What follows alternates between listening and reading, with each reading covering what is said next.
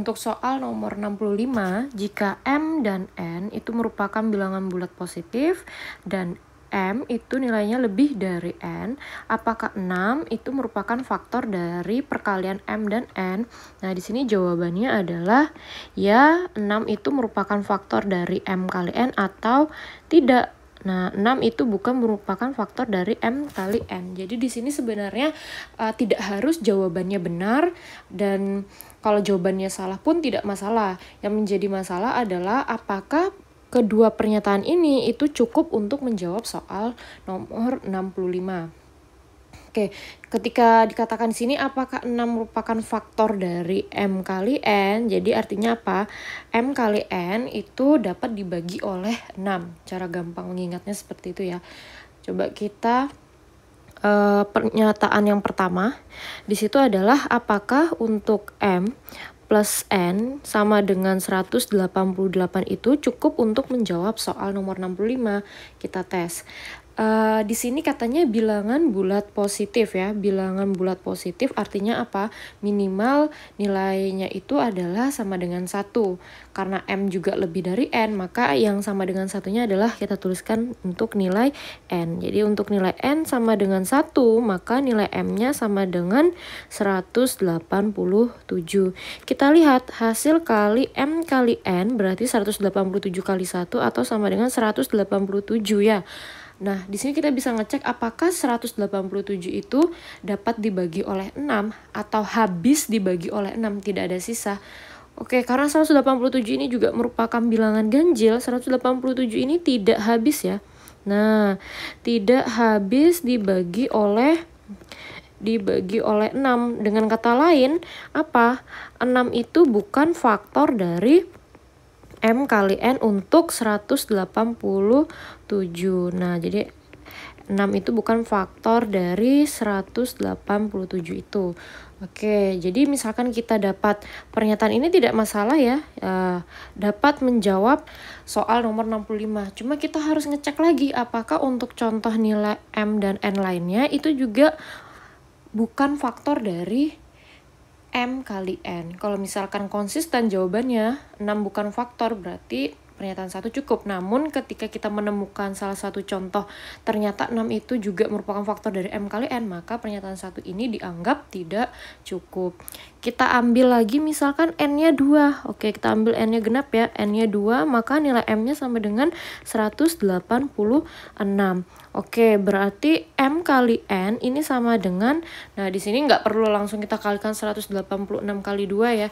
Cukup kita menuliskan 186 kali 2. Kenapa? Di sini kita sudah bisa mengidentifikasi ternyata untuk 186 ini kan dapat dibagi oleh atau habis dibagi oleh 6. Oke.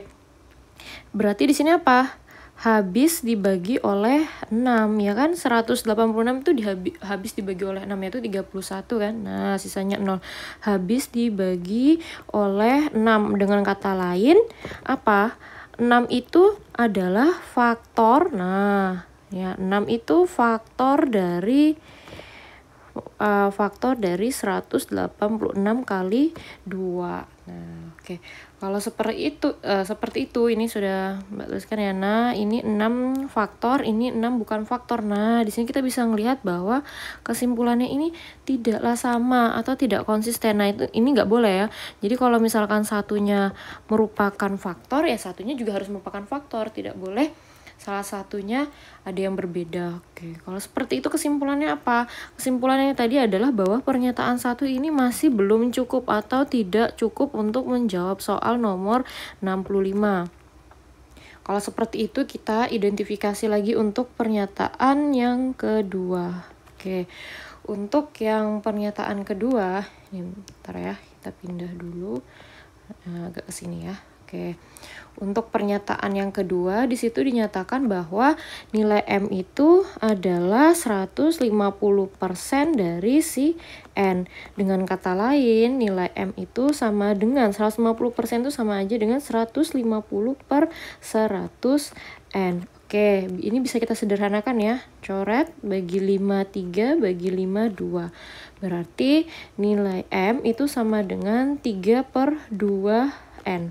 Oke, di sini kita bisa melihat katanya kan di soal bahwa M sama N itu sama-sama merupakan bilangan bulat positif. Jadi M itu tidak boleh pecahan. Oke, agar di sini kita lihat ya. Nah, agar M itu merupakan bilangan bulat, nah, maka syaratnya nilai N harus bagaimana? Maka N itu harus merupakan kelipatan 2. Kenapa harus merupakan kelipatan 2? Karena apa? Karena di sini kita bisa lihat N itu nanti pasti dibagi oleh 2. Jadi untuk nilai M-nya nanti positif atau bilangan bulat positif ya, Mbak tuliskan di sini. Nah, merupakan bilangan bulat positif, maka N harus kelipatan 2. Nah, nanti akan dibagi oleh 2. Oke, bagaimana akibatnya jika N itu merupakan kelipatan 2? Oke, kalau N itu kelipatan 2, nah maka ya Mbak tuliskan. Jadi Mbak tuliskan ulang jika M itu sama dengan 3/2N. Dengan nilai N-nya ini merupakan kelipatan 2. Berarti bisa 2, bisa 4, bisa 6, 8, dan seterusnya yang merupakan kelipatan 2. Oh, kalau merupakan N itu kelipatan 2 dengan kata lain apa sih? Berarti M kali N itu pasti memiliki setidaknya itu memiliki perkalian. Nah, memiliki perkalian antara 2 dengan 3. Nah, kalau misalkan M kali N itu memiliki perkalian antara 2 dan 3, pasti, nah ini memberikan kesimpulan bahwa pasti 6 itu adalah faktor dari, faktor dari M kali N. Kenapa? Karena 6 sendiri itu juga tersusun atas perkalian 2 dengan 3. Oke, kalau seperti itu kita bisa simpulkan bahwa 6 itu pasti faktor dari M kali N. Nah, coba kita tes ya. Nah, coba kita tes aja untuk beberapa nilai N. Jadi, misalkan untuk nilai N-nya ya. Nilai N-nya sama dengan 2. Kita ambil yang terkecil dulu. N sama dengan 2. Maka nilai M bagaimana? M sama dengan 3. Oke. M kali N itu sama dengan 3 kali 2 atau 6. Nah, kita bisa lihat 6 ini ya faktornya dari 6 juga kan. Jadi, ini merupakan M kali N atau 6 itu faktor dari M kali N. Atau 6 itu dapat dibagi atau habis dibagi oleh 6. Kita cek lagi. Coba lah ya.